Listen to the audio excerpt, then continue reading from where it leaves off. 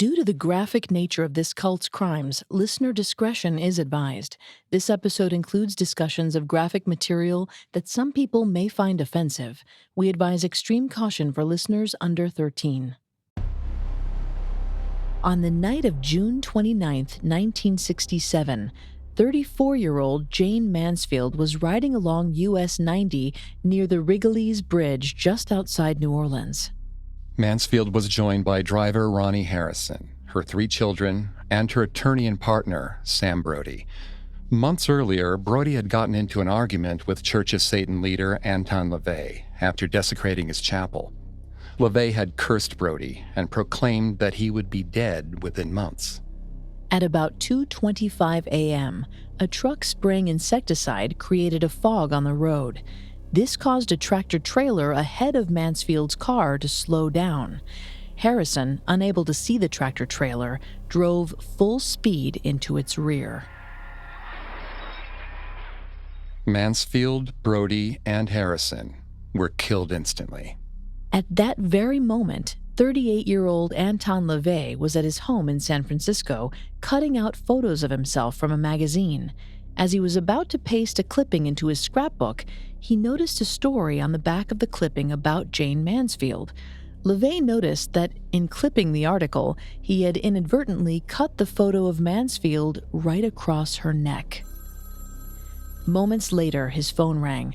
It was a reporter calling to inform him of Mansfield's tragic death.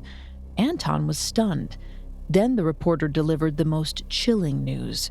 In the crash, Mansfield's head had been almost completely severed from her body, an almost clean cut right across her neck.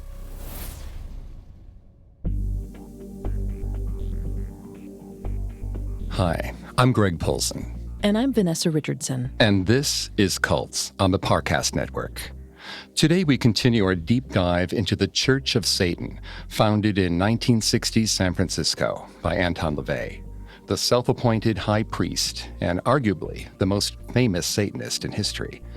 Based on a philosophy that emphasized the carnal, lustful instincts of man, LaVey grew his church from a small weekly gathering of people to a worldwide organization with thousands of members. You can listen to previous episodes of Cults, as well as all of Parcast's other shows, wherever you listen to podcasts. A new episode comes out every Tuesday. Many of you have asked how you can help support the show. And if you enjoy the podcast, the best way to do that is to leave a 5-star review. You can also find us on Facebook and Instagram as @Parcast, and on Twitter @Parcast Network. In our last episode, we focused on the life of Anton LaVey, born on April 11th, 1930 in Chicago, Illinois. As a teenager, he spent his time at carnivals and circuses, working as a musician and lion tamer. As he grew older, he developed an interest in the occult. We also covered the founding of the Church of Satan on April 30th, 1966, an organization centered around rational free thinking and a disdain for the hypocrisy of Christianity. Its members were skeptical atheists who advocated materialism and individualism. In this episode, we'll focus on how the church evolved as Anton LaVey became more popular, particularly among members of the entertainment industry. We'll also look at his loss of control over the church and examine why some of LaVey's followers abandoned him. Finally, we'll examine how the cult has fared since LaVey's death in 2001. On February 1st, 1967, less than a year after the formation of the Church of Satan, Anton LaVey was asked to perform a satanic wedding ceremony for 2 of its members. John Raymond, the groom, was a politically radical journalist. Judith Case, the bride, was a New York socialite and daughter of a prominent attorney. Due to their notoriety, the wedding became a huge news item. On the day of the ceremony, reporters and photographers from newspapers all around the world gathered at the Black House to witness the event. It was considered so important that Joe Rosenthal, the photographer who captured the iconic shot of soldiers raising the American flag on Iwo Jima, was assigned by the San Francisco Chronicle to cover the wedding. The crowd was so big that police were forced to cordon off the area. Ever the showman, Anton LaVey rose to the occasion. Using his knowledge of dramatic presentation and stage magic from his carnival days, he created a spectacle designed to thrill and shock in equal measure. In the video footage of the ceremony, the couple is seen standing before an altar, upon which lies a nude, red-headed woman. Anton LaVey, dressed in a black cape and devil horns, waves a sword over the couple's heads as he pronounces them husband and wife, in the eyes of Satan. The press ate it up. They dubbed Anton the Black Pope, and he was inundated with requests for interviews. Before long, magazines were doing in-depth cover stories about the rising tide of Satanism and its figurehead, Anton LaVey. Around this time, new members were drawn to the church, some of them famous. Barbara McNair, the actress and singer, was in attendance at John Raymond and Judith Case's wedding. It's unclear how seriously McNair bought into the satanic ritual element. Perhaps she saw this as a fun, unique piece of theater. Nonetheless, Anton LaVey seemed to particularly enjoy the company of those in the entertainment industry, and this highly publicized event was the beginning of a relationship between Anton and Hollywood that would last for many years.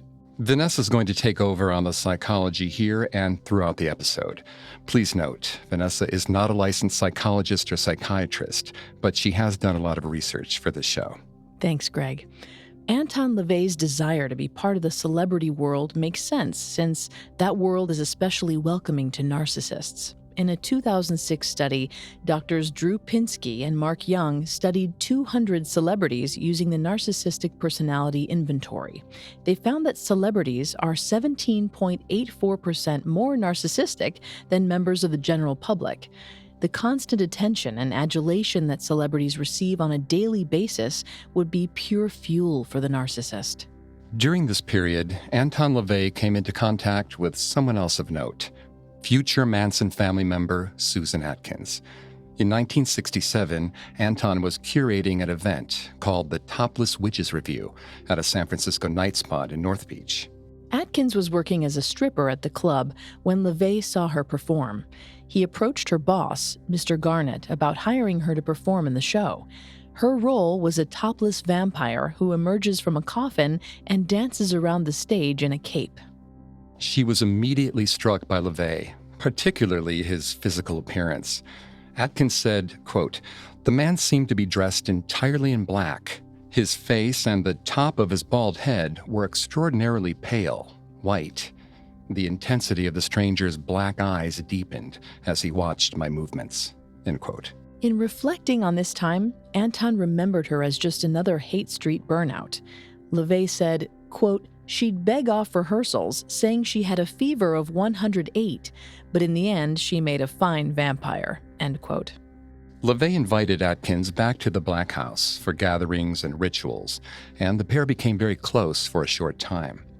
During the same period, Atkins spiraled into an endless cycle of alcohol, drugs, and casual sex. Her boyfriend at the time expressed concern that being in LaVey's show was negatively affecting her. Atkins was not yet involved with the notorious cult leader Charles Manson. It would be 2 years until she and 3 other members of the Manson family murdered 5 people in one bloody night. But in her 1977 book, Child of Satan, Child of God, Atkins singles out LaVey as the catalyst for her downfall. She wrote, quote, "The show was a smash hit along the strip. Garnett had scored big. But the Witches' Sabbath and my total sellout to LSD, marijuana, and hashish, and to sex with virtually any attractive man, landed me in the hospital in 4 months. I was half dead from gonorrhea and had a complete physical breakdown." End quote. LaVey maintains that he did not have a negative influence on Atkins. He claims that her account of this time period was simply a ruse to blame Satanism and LaVey for her descent into madness, a madness that would ultimately lead her to fall under the spell of Charles Manson. This was the only contact between LaVey and Atkins. She never became a fully fledged member of the Church of Satan. Realizing the importance of building on his newfound notoriety in the wake of the satanic wedding, Anton LaVey decided to perform another eye-catching stunt, the world's first satanic baptism.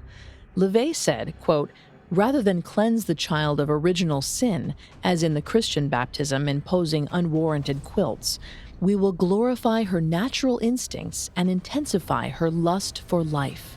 End quote. The subject of this satanic baptism? LaVey's own 3-year-old daughter, Xena.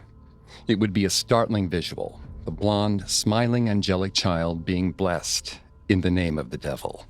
The baptism was set for May 23, 1967. Once again, the media descended upon the Black House in hordes, with some photographers showing up 15 hours before the ceremony was due to begin. Church of Satan member and author Kurt Saxon made a special amulet for Xena just for the occasion. It was a colorful Baphomet, a 19th century deity often incorporated into occult traditions. Of course, since it was a baptism for a child, it also featured playful images like ice cream cones and lollipops. Anton's wife, Diane, dressed their daughter in a bright red hooded robe and sat her on the edge of the altar, happily allowing photographers to snap away to their heart's content. The baptism provoked a great deal of outrage from Christian organizations and other concerned citizens. However, there was little they could do. Anton LaVey was becoming a cult celebrity. A month later, LaVey experienced the tragic death of a close friend. On June 29, 1967, Jane Mansfield was killed in a car accident. LaVey was devastated, particularly since he had cursed her partner, Sam Brody, who also died in the accident. Months earlier, Brody had entered LaVey's chapel without asking and desecrated a candle that was reserved for destruction rituals. On the Friday night following Mansfield's death, LaVey held a private satanic memorial service for her at the Black House. During the ritual, he blasphemed Sam Brody's soul and paid tribute to Jane Mansfield's enthusiasm for life, as well as her dedication to the ideals of Satan. However, LaVey didn't let Mansfield's death slow his desire to expand his church. Due to the recent publicity he had enjoyed, membership in the Church of Satan was steadily growing. Church of Satan membership operates on a system of degrees, functioning more like an actual church than a cult.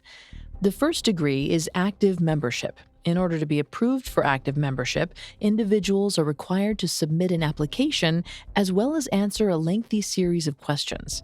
Promotion to a higher degree is by invitation only, and the requirements for each degree are not made available to the public.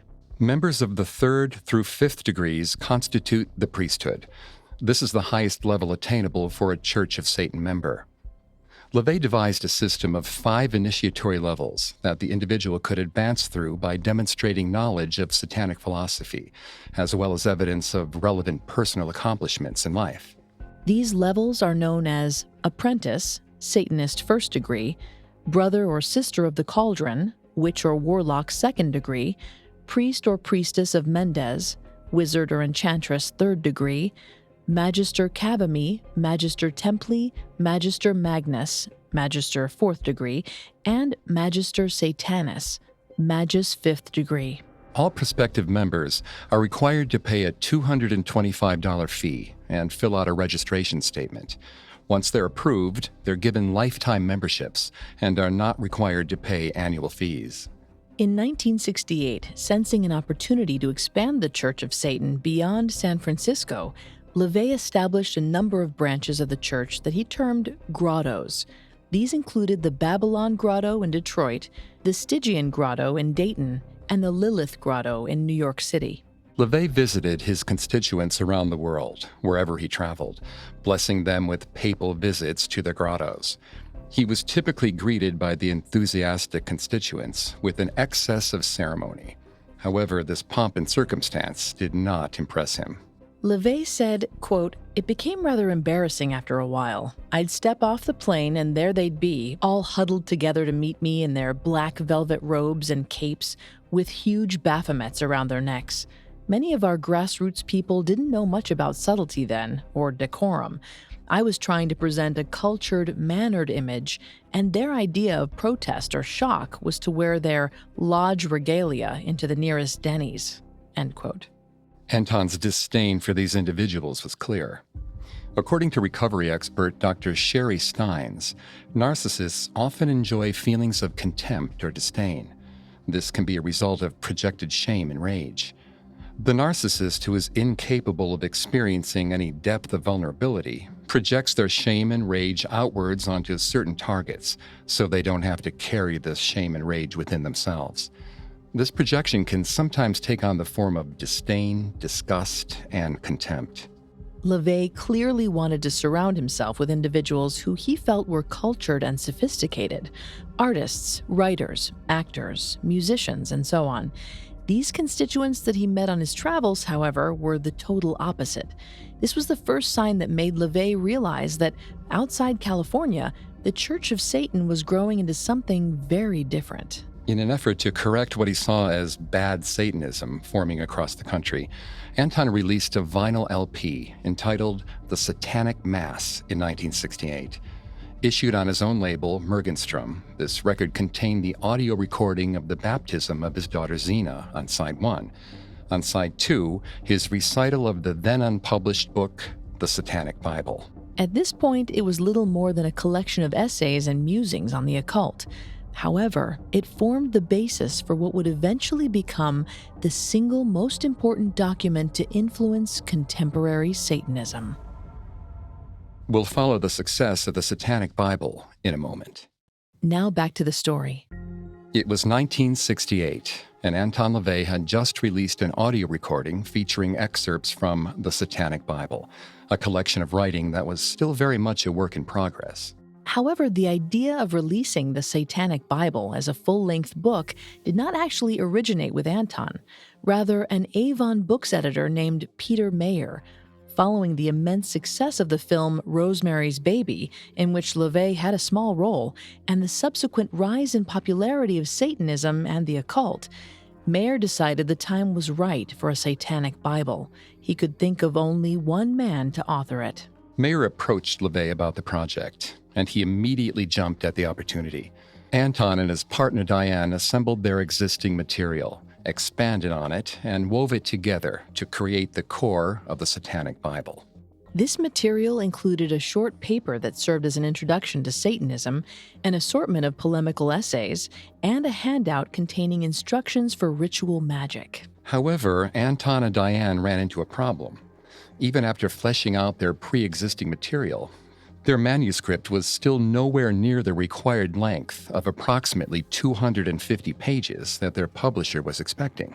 With a rapidly approaching deadline, LaVey made the curious decision to tack on writing by other authors onto the beginning and end of his manuscript in order to make up the page count. What's more, LaVey chose not to credit his sources, essentially plagiarizing the material. The prologue of the Satanic Bible is in fact a section of Might is Right by New Zealand author Arthur Desmond. LaVey also borrowed the Enochian Keys, a series of Elizabethan magical incantations as modified by Aleister Crowley. While seasoned occultists immediately recognized Anton's source for the keys, it would be almost 20 years before the source of the prologue was discovered. Some have also accused LaVey of paraphrasing the 9 satanic statements, one of the Church's central doctrinal statements, from Ayn Rand's Atlas Shrugged. LaVey eventually acknowledged that this was the case, stating that his religion was, quote, just Ayn Rand's philosophy with ceremony and ritual added, end quote. The Satanic Bible was published by Avon Books in 1969. Despite the fact that it was assembled in a piecemeal fashion from various different sources, the book still manages to be a coherent and attractive statement of satanic thought and practice. In Michael Aquino's 1999 book, The Church of Satan, he writes, quote, the Satanic Bible was somehow more than the sum of its parts. Its argument was an argument of common sense, assembled in part from pre-existing concepts. But the excellence of the book lay in its integration of these into a code of life meaningful to the average individual, not just to occultists and/or academic-level philosophers, end quote. In releasing this book, LaVey codified the central tenets of LaVeyan Satanism. LaVeyan Satanists do not believe that Satan literally exists, nor do they worship him. Rather, Satan is seen as a positive archetype that represents pride, carnality, and enlightenment. In the 1969 documentary The Devil's Mass, LaVey and several members of the Church of Satan were interviewed about what the organization means to them. What comes across in the testimony of these members is that the church seems to function as a type of social club for them. It was a place for them to spend time with like-minded individuals and, perhaps more importantly, pursue all of their lustful desires. In one of his many interviews in The Devil's Mass, Anton LaVey spoke of sexual freedom as being a prerequisite for membership in the Church of Satan.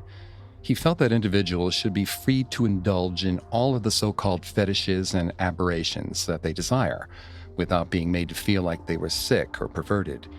Things like orgies, BDSM, niche fetishes, anything short of bestiality and assault were welcome. What's more, LaVey strongly believed that a time would soon come when everyone on Earth would be revealed to be a sexual pervert or fetishist. When that time came, those individuals who were not perverted would be the exception, not the rule. LaVey said, quote, "If you're going to be a sinner, be the best sinner on the block. If you're going to do something naughty, do it. Realize that you're doing something naughty and enjoy it." End quote. It's perhaps no surprise that sex featured heavily on the agenda for members of the Church of Satan. At its root level, sex and sexuality is intimately linked with mortality, more specifically death. In Sigmund Freud's poetic notion of eros and thanatos, the positive sexual life instinct does eternal battle with the negative death instinct. He believed that sex ultimately defeats death. Interestingly, Anton and the other members of the Church of Satan were very accepting of homosexuality. According to Anton, Satanism involves a natural acceptance of people as how they really are. For the late 60s, this was a remarkably progressive viewpoint. While Church of Satan members did not treat the Satanic Bible as a sacred text in the way that many other religious groups treat their holy texts, it essentially functioned as scripture within the Satanic community. In a 2002 paper in the Marburg Journal of Religion, James R. Lewis wrote, quote, "LaVey's work is quoted to legitimate particular positions, as well as to delegitimize the positions of other Satanists." End quote. Since its release, the Satanic Bible has sold over 1 million copies and has been translated into Danish, Swedish, German, Spanish, Finnish, and Turkish. It's had over 30 printings since its initial release and has never gone out of print. It's considered by many to be the single most important document to influence contemporary Satanism.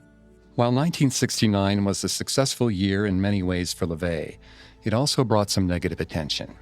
On the night of August 8th, Susan Atkins and 3 other members of the Manson family entered the Los Angeles home of actress Sharon Tate and director Roman Polanski. Tate was 8.5 months pregnant at the time and was hosting her friend Jay Sebring, screenwriter Wojciech Frykowski, and Frykowski's lover Abigail Folger. All 4 were violently murdered by Atkins and her cohorts.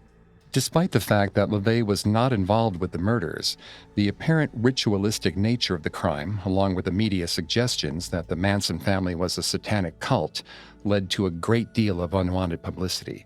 LaVey was forced to give countless interviews, underscoring the difference between the values of the Manson family and the Church of Satan. The public was not aware of LaVey's connection to Susan Atkins. According to LaVey's daughter, Zena, he was very afraid that the media would leak this information and bring more suspicion upon the church. Ultimately, LaVey managed to conceal his link with Atkins until her 1977 tell-all autobiography. By this point, it was no longer a big news story. The Satanic Bible was followed closely by LaVey's next book, The Complete Witch, or What to Do When Virtue Fails, in 1971. It was released by a different publisher, Dodd Mead and Company. LaVey was unhappy with the finished product, claiming that the publishing house heavily edited his manuscript and sanitized his ideas. In 1972, Anton returned to Avon for his next book, The Satanic Rituals, which was conceived as a companion to the Satanic Bible. The book outlines 9 rituals and ceremonies intended for group performance.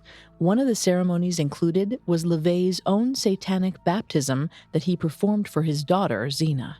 When the Church of Satan was in its infancy, LaVey freely printed his address and phone number on posters and fake folded money that he left on the street to be found by passers-by. He also allowed reporters to print the address of the Black House as they wished. LaVey said, quote, I don't like to think I was naive during that period of my life. I just wanted the Church of Satan to be honest, open, and above board. I also had a dream of being able to work out of my own home, as most of my friends did who were writers or performers. I envisioned the pleasure of rolling out of bed and having your work right there waiting for you without having to get in your car and drive to an office or another location. I didn't think that was unreasonable, but I didn't understand then how treacherous people could be." End quote. LaVey also had to consider the safety of his children. Speaking as adults, LaVey's daughters Zena and Carla claimed that their only fear of being raised by a Satanist came from the outside. They were people who were threatened by what their father was trying to do and wanted to give him a bad time. Zena recalled a particular incident she experienced one day coming home from school. As she arrived home, she saw a man waiting on her front doorstep with a butcher's knife. She did as she had been instructed by her parents and kept walking past the house, pretending she didn't live there. While no harm ever came to her, incidents like this were becoming increasingly common. After that, LaVey decided to be more private about his and his family's whereabouts. After a few years, LaVey also began cutting back on the administrative demands of the church. It took a lot of time and effort to preside over his flock, as well as handle the church's public relations. LaVey wanted to focus his energies on personal projects, such as writing. He decided to take a back seat for the time being and allow the Church of Satan members to build upon his vision in their own way. LaVey said, quote, "After that original blast, there was no need for the ongoing public spectacle and outrage of an inverted Catholic Mass anymore. Christianity was becoming weaker every day. That was just beating a dead horse. There were plenty of other sacred cows to attack. And that's what keeps Satanism vital and thriving." End quote. All weekly public ceremonies in the Black House stopped in 1972. Responsibility for satanic activities was shifted to the dozens of satanic grottos established around the world, with the Black House, also known as the Central Grotto, serving only to screen, approve, and direct potential active members in the Church of Satan. In the early to mid-70s, LaVey relocated back to Los Angeles. There, he lived at 10100 Sunset Boulevard, also known as the Pink Palace, the home that formerly belonged to Jane Mansfield. The house had been acquired by another Church of Satan member after Jane's tragic death. The church member offered it to LaVey, who gladly accepted. He was happy to spend time in his friend's former home as a way of connecting to her memory. Hollywood suited Anton LaVey. Movie stars found it easy to align themselves with him and his unique philosophy. LaVey felt welcomed and admired by these individuals. They accepted him for who he was and never challenged his love of theatrics. During this period in the early 70s, LaVey served as a consultant on several Hollywood films, specifically those with a horror or satanic bent. This included Abominable Dr. Phibes, in which Vincent Price played a character based on LaVey. He also consulted on The Devil's Reign, a schlocky horror film starring Ernest Borgnine, William Shatner, and a young John Travolta. However, LaVey was about to hit his first real setback. In 1973, 1 year after the release of The Satanic Rituals, LaVey's agent presented his next book, The Devil's Notebook, at the annual International Book Fair in Frankfurt. At the book fair, there was an enthusiastic bidding war over the manuscript. However, when editors brought it back to New York to take a closer look, they ultimately decided they did not want to release it. Meanwhile, by 1973, Anton LaVey was beginning to lose control over the Church of Satan. Splinter groups formed by several of the regional church heads began to pop up around the country. Group leaders from Michigan, Ohio, and Florida formed the Church of the Satanic Brotherhood. Members in Kentucky and Indiana left to form the Ordo Templi Sanctis. Both of these new churches were short-lived, but Anton was furious that his followers had defied him in this way. LaVey knew that he needed to centralize control of his church once again and prevent further schisms.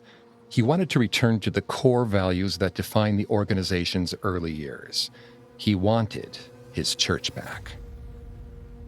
We'll follow Anton's attempts to reclaim his church after this. Now back to the story. It was 1973, and a schism had occurred in the Church of Satan, with several regional leaders leaving to form their own splinter groups. Anton LaVey knew that he needed to reestablish control of the church, and fast. So he decided to disband the remaining local grottos of the Church of Satan. Speaking about this tumultuous period, LaVey said, quote, "Instead of fostering self-sufficiency and honest skepticism, I saw my group lapsing into blind belief and unhealthy anthropomorphism. That's not what I intended, and I had to make moves to get the Church of Satan back on track." End quote. In 1975, LaVey made the controversial decision to begin selling degrees in the priesthood.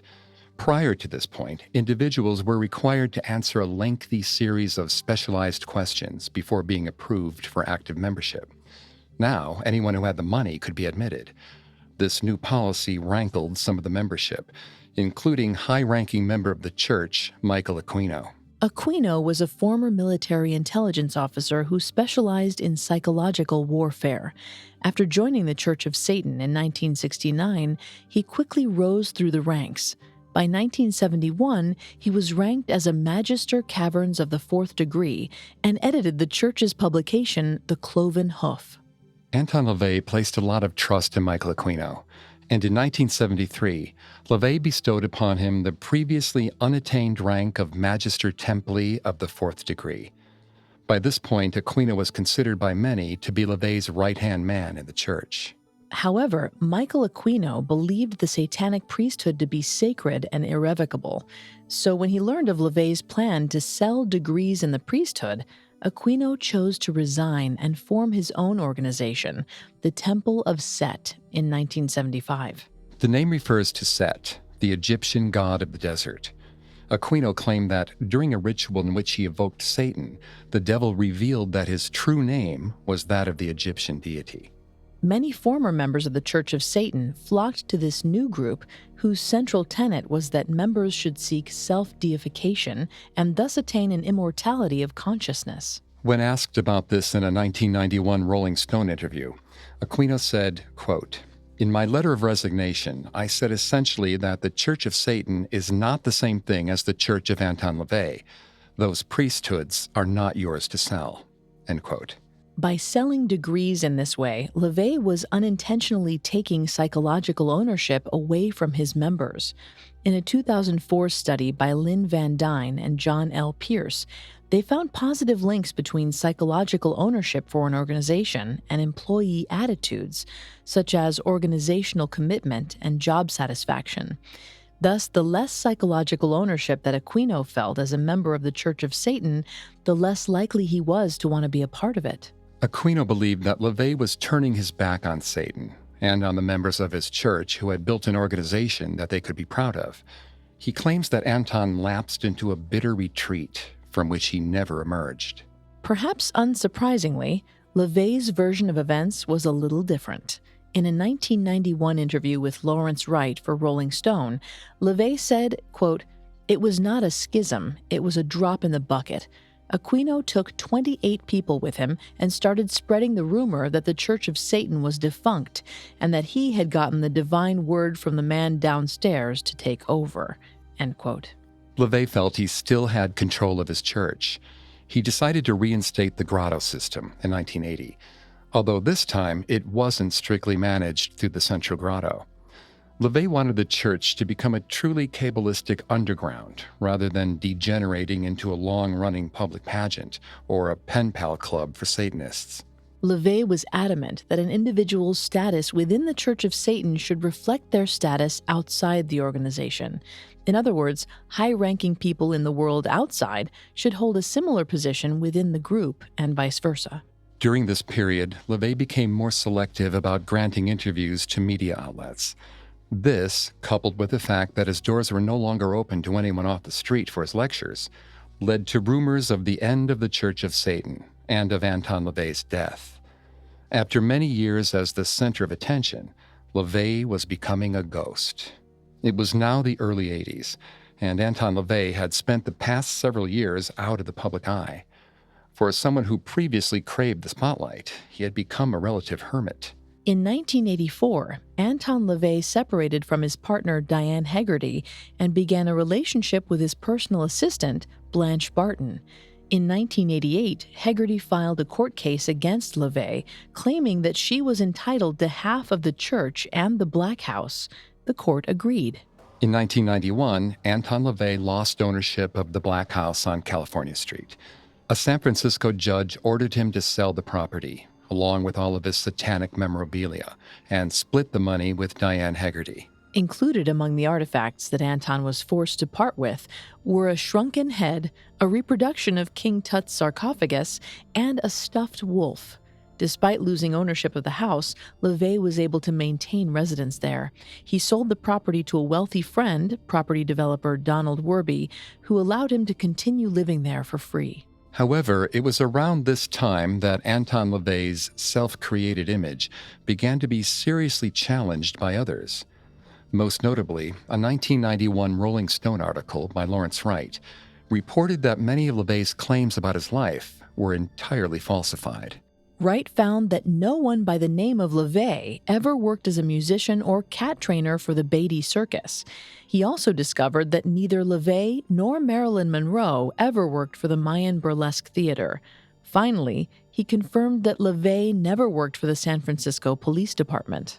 This led Wright to remark that, quote, "Later, as I began to take apart the literary creation he had made of his life, I would realize that Anton LaVey was itself his supreme creation, his ultimate satanic object, a sort of android, composed of all the elements his mysterious creator had chosen from the universe of dark possibilities."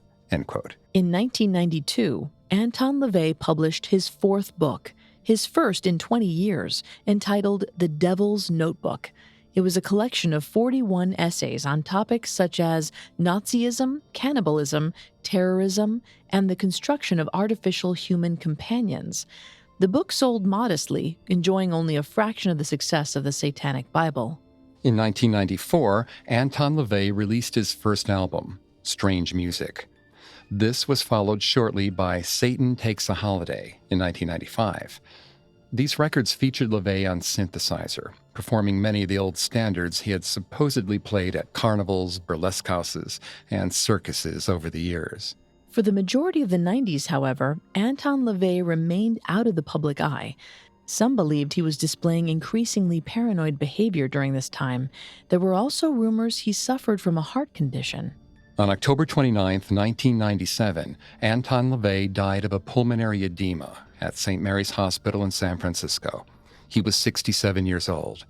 According to family spokesman Lee Housekeeper, LaVey's death certificate listed his death as Halloween morning, 2 days later. A satanic funeral was held for LaVey at Woodlawn Memorial Chapel in Colma, California. Because of security concerns, it was kept a secret, and only close family members were present. The media did not learn of Anton LaVey's death until 10 days after it occurred. On November 8, 1997, Anton LaVey's daughter Carla and his longtime companion Blanche Barton held a press conference at the Black House to finally announce his passing. According to a San Francisco Chronicle article, quote, "It was a news conference unlike any other. Black velvet curtains kept the autumn sunlight out of the living room in the Richmond District Victorian. Daggers hung on the wall, a skull perched on top of the organ," end quote. And at the center of the room stood a life-size wax figure of Anton LaVey. The figure was dressed in Anton's black cape, and its right hand was aloft, giving the devil horn gesture. The other purpose of the conference was for High Priestesses Carla LaVey and Blanche Barton to announce that they would be continuing on Anton LaVey's work. Later that same year, the Church of Satan established its first official website. However, Anton LaVey's reputation took another hit soon after. In 1998, Anton's estranged daughter Zena LaVey Schreck and her husband Nicholas Schreck published a 9-page fact sheet entitled Anton LaVey, Legend and Reality. Not only did this document back up all the points made by Lawrence Wright in his 1991 Rolling Stone article, it also dismissed many of Anton LaVey's other claims about his life. For example, it suggested that Anton never had a gypsy grandmother. It also stated that Anton never purchased the Black House, nor had it ever been a brothel. In fact, the home was given to him by his parents, who had lived there previously. The document also refuted the notion that Anton LaVey had ever been involved romantically with Marilyn Monroe. While the Church of Satan has disputed some of these challenges to Anton LaVey's reputation, they have conspicuously ignored others. We may never know the real truth of Anton LaVey's biography, but it's clear that his account of his life story must be taken with a heavy pinch of salt. By 1999, LaVey's family and Church of Satan members were fighting amongst themselves over the Black House, and it quickly fell into disrepair. A January 1999 article in the San Francisco Chronicle stated that, quote, "The property at 6114 California Street looks like the Addams family home after a Saturday night frat party. Smashed furniture and a soiled mattress lay amid a mountain of garbage in the small front yard, behind a tall chain-link fence topped with barbed wire," end quote. While Church of Satan members attempted to raise funds to buy back the Victorian house, they were unsuccessful.